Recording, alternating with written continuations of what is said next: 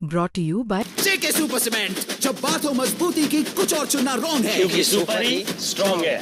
Players umpire सब confuse है। जेके super cement से टकराकर बॉल दो टुकड़ों में। जब बात हो मजबूती की, कुछ भी चुनना रॉन्ग है, क्योंकि सुपर ही स्ट्रॉन्ग है। ये सर्किल है पुलिस द्वारा बनाया गया है। यहाँ बुलेट जो उसके द्वारा चलाई गई थी वो मिली है। यहाँ भी जो उसकी जो पिस्टल थी वो गिरी थी। गाजियाबाद के सूर्य चौहान हत्याकांड में पुलिस ने मुख्य आरोपी असद को एनकाउंटर में ढेर कर दिया। बकरीद के दिन यानी 28 मई को दावा किया जा रहा है कि असद और उसके दोस्तों ने सूर्य चौहान को ये कहकर बुलाया कि आओ कभी बकरा हलाल होते हुए देखा है, नहीं देखा तो आ जाओ।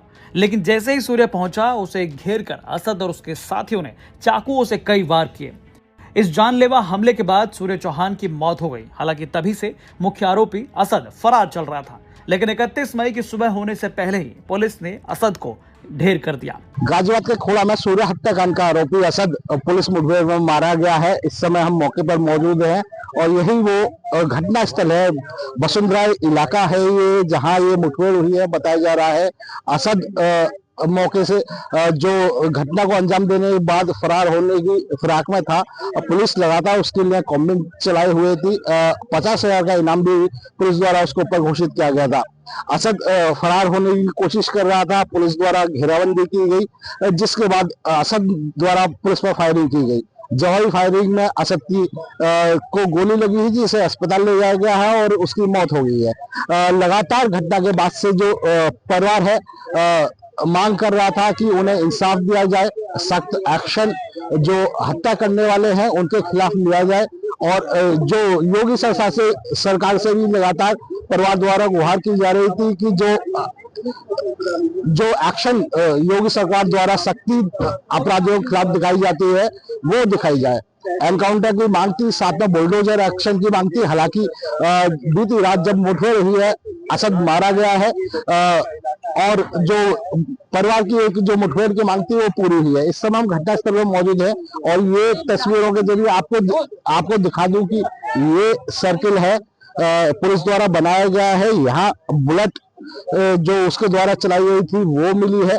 साथ ही जो दूसरा सर्किल आप ये देख रहे हैं, यहाँ भी जो उसकी जो पिस्टल थी वो गिरी थी।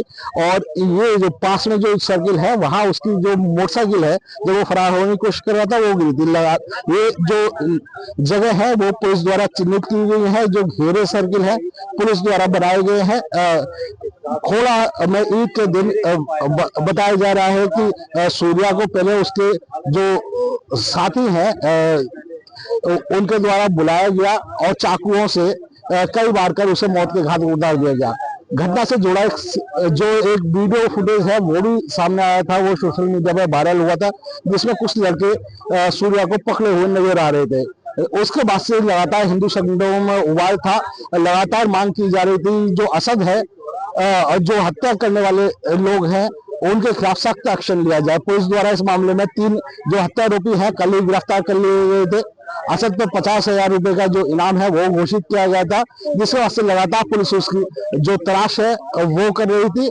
बीती रात उसी क्रम में ये मुठभेड़ सामने आई है, जहां असद को पुलिस की गोली लगी है, उसे अस्पताल ले जाया गया और उसकी मौत हो गई है। जो इंसाफ की मांग थी परिवार द्वारा और जो हिंदू संगठन द्वारा की जा रही थी, अब देखना होगा कि आगे इसमें पुलिस क्या एक्शन लेती है। क्या कोई बुलडोजर जैसी कार्रवाई भी नजर आती है, जिसकी मांग परिवार द्वारा लगातार की जा रही थी। इस पूरे मामले पर डीसीपी धवल जायसवाल ने बताया कि पुलिस को यह इनपुट मिला कि असद अपने कुछ साथियों से मिलने थाना खोड़ा क्षेत्र में आ रहा है। उनसे कुछ पैसे लेकर वो बाहर भागने की फिराक में था। देखिए, दिनांक 28 तारीख को थाना खोड़ा क्षेत्र के अंतर्गत असद नामक एक लड़के ने वहां पर सूर्या चौहान को चाकू मार दिया था और इलाज के दौरान सूर्या चौहान की डेथ हो गई थी। सूर्या चौहान के परिजनों के द्वारा तहरीर दी गई थी, जिसमें 5 आरोपियों को पंजीकृत किया, उनके विरुद्ध मुकदमा पंजीकृत किया गया था, जिसमें से 3 आरोपियों की गिरफ्तारी तत्काल पुलिस के द्वारा कर ली गई थी। इसमें जो मुख्य आरोपी था असद, वो फरार था। उसके ऊपर 50,000 रुपये पुरस्कार की घोषणा की गई थी।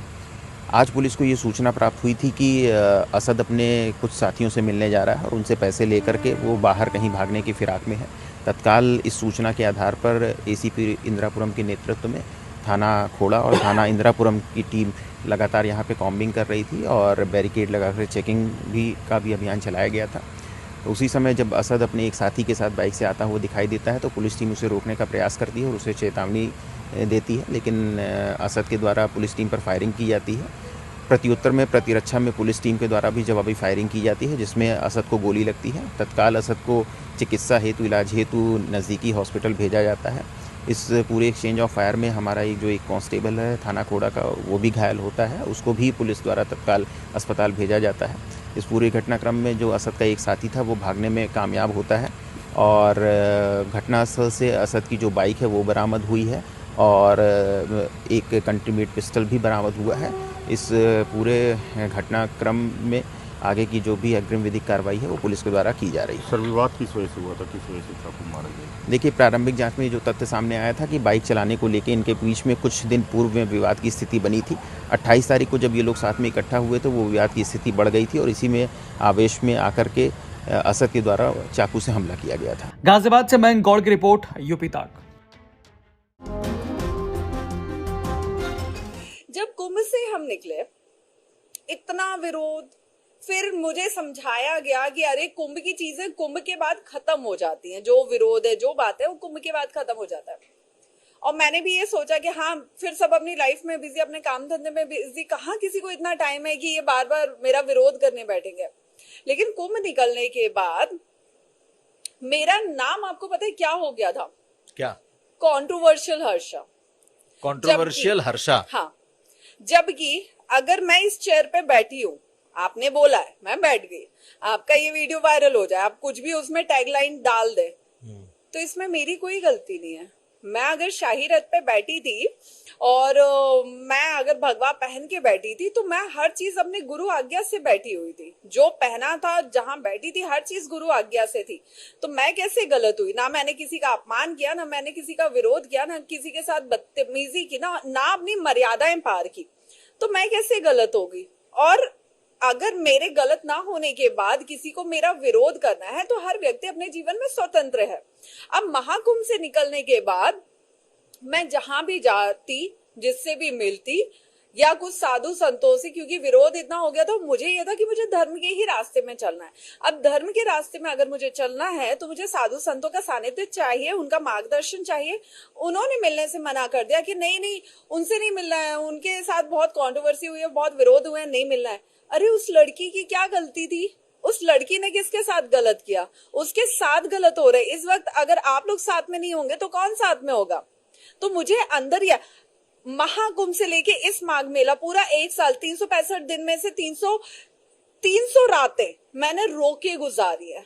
मैंने मरने की अपने लिए विनती की है भगवान से कि भगवान मुझे मौत दे।